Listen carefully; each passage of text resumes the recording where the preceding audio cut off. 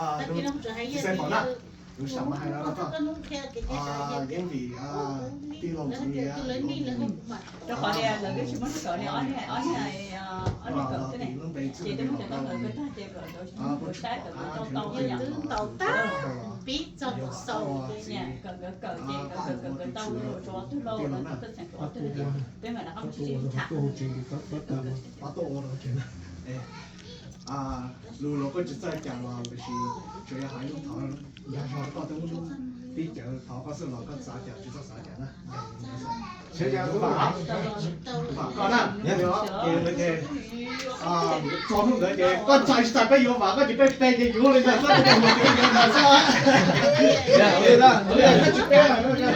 bé tao bé mà là thế hả nè yêu qua cũ học lâu rồi thế thì cũng biết là xã thì còn đi chợ một cờ nha nữa sẽ 他有了还在弄到某个，他没搞上，只是保证没搞了某个出什么。多都出，这你这自己那就好，nha.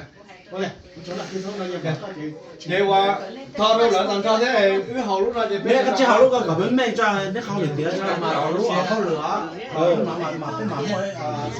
thôi lúc này có ta dùng sao mà cái tóc kia cả là hàng tóc rồi